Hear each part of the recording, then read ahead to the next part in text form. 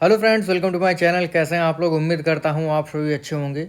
और आपको पता है हम लोग जो है इंटेलिजेंस यानी बुद्धि चैप्टर के बारे में बात कर रहे हैं। और आज हम लोग बात करेंगे बुद्धि के सिद्धांत के बारे में, जो कि बहुत ही महत्वपूर्ण टॉपिक है आपके लिए। एग्ज़ाम में इससे 1 से 2 नंबर के प्रश्न, हो सकता है 3 नंबर के प्रश्न भी पूछ लिए जाते हैं। चैनल पर अगर आप पहली बार आएँ, चैनल सब्सक्राइब कर लीजिएगा, बेल आइकन दबा दीजिएगा, जिससे कि आपको नई वीडियोज़ की नोटिफिकेशन समय से मिलते रहे।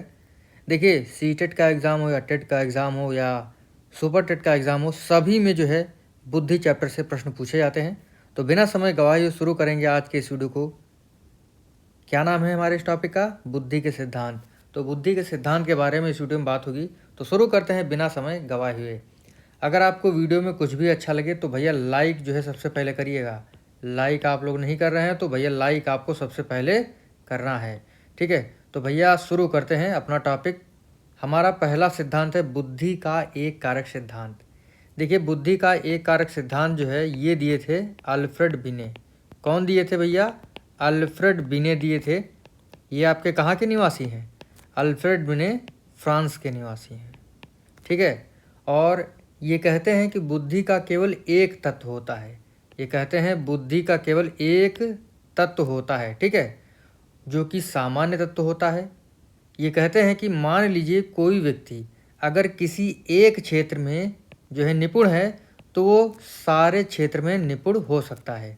जैसे मान लीजिए कोई अध्यापक है तो वह जो है म्यूजिशियन भी हो सकता है, साइंटिस्ट भी हो सकता है, लीडर भी हो सकता है, ठीक है, एक्टर भी हो सकता है। मतलब यह सिद्धांत कहता है कि अगर एक व्यक्ति किसी एक क्षेत्र में निपुण है तो वह सारे क्षेत्रों में निपुण होगा।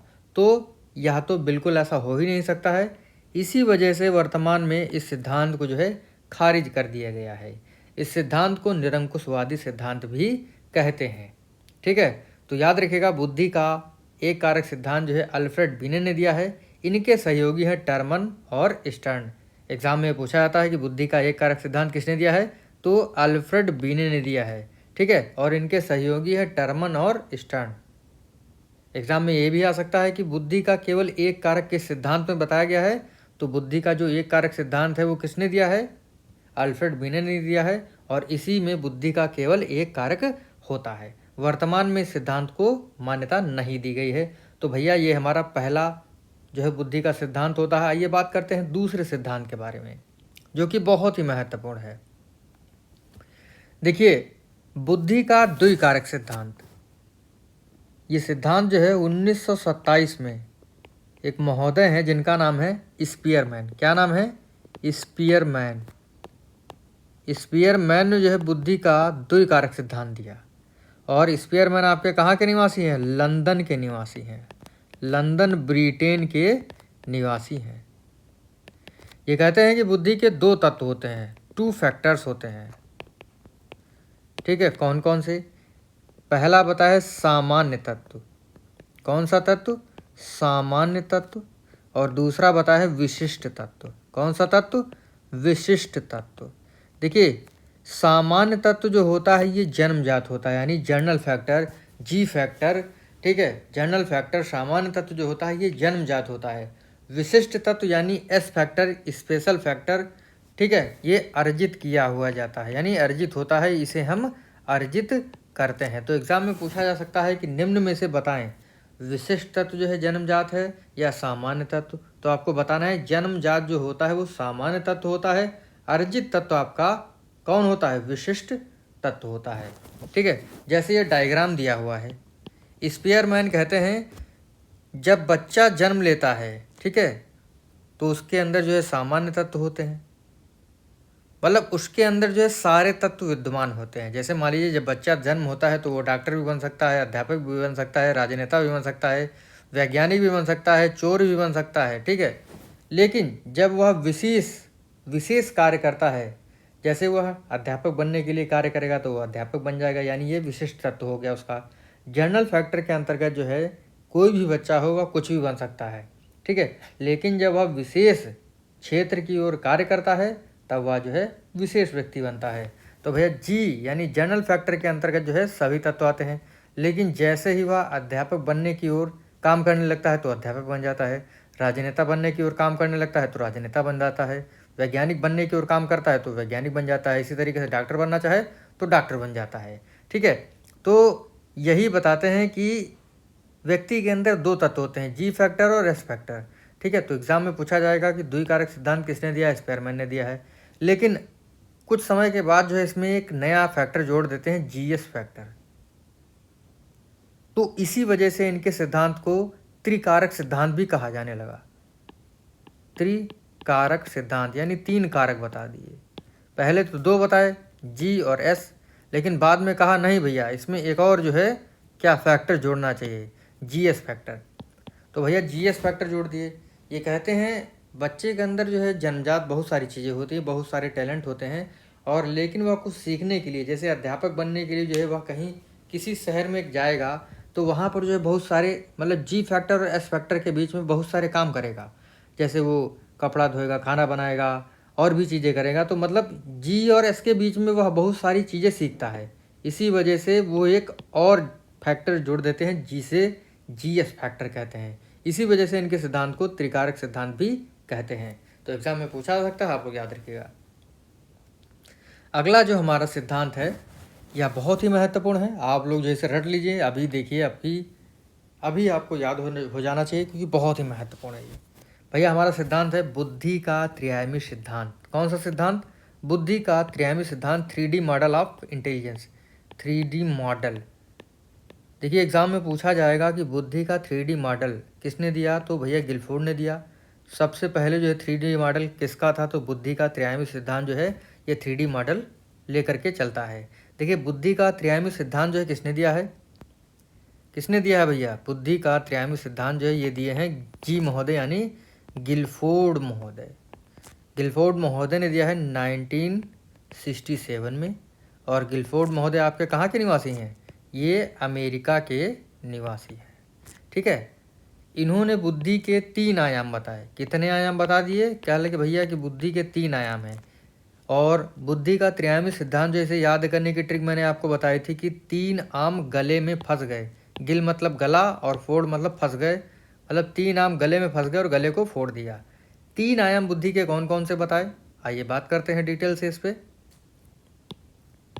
देखिए बुद्धि के जो है 3 आयाम कौन कौन से हैं ये आपको याद रखना है। 3 आयाम है। पहला बताया कौन सा? पहला बताया संक्रिया। पहला बताया संक्रिया। दूसरा बताया विषय वस्तु, विषय वस्तु। तीसरा बताया उत्पाद। इसके जो है अन्य नाम भी हैं। संक्रिया को प्रक्रिया भी कहते हैं, विषय वस्तु को अंतर वस्तु कहते हैं, और उत्पाद को परिणाम भी कहा जाता है। इंग्लिश में बात करें तो भैया इंग्लिश में क्या कहेंगे? इंग्लिश में प्रक्रिया को ऑपरेशन, ठीक है, और विषय वस्तु को कंटेंट, और उत्पाद को प्रोडक्ट। ठीक है, ये 3 आयाम बताए गए हैं बुद्धि के। अब इनके बारे में जान लेते हैं कि संक्रिया को क्या कहते हैं। देखिए संक्रिया क्या होता है? समस्या समाधान के लिए जिस मानसिक क्रिया से व्यक्ति गुजरता है वो होता है संक्रिया। विषय वस्तु क्या होता है? समस्या समाधान के लिए जो भी सामग्री आवश्यक होती है वो होती है विषय वस्तु। उत्पाद क्या होता है? समस्या समाधान के लिए जिस रूप में सूचनाएं प्राप्त होती हैं उसे उत्पाद कहते हैं। या उत्पाद क्या होता है? मतलब समस्या हल करने के बाद जो भी परिणाम मिलता है वो उत्पाद है। ठीक है, ये भी आप ध्यान रख सकते हैं। तो ये तो हो जाते हैं क्या, संक्रिया, विषय वस्तु और उत्पाद के बारे में कुछ जर्नल बातें। देखिए 1967 में डिब्बे के आकार का, 1967 में डिब्बे का आकार का जो है एक मॉडल प्रस्तुत किया।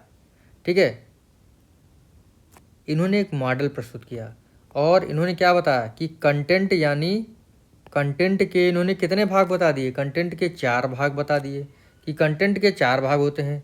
और वो मतलब ऑपरेशन के जो है ऑपरेशन के इन्होंने बता दिए भाग कि 5 भाग होते हैं।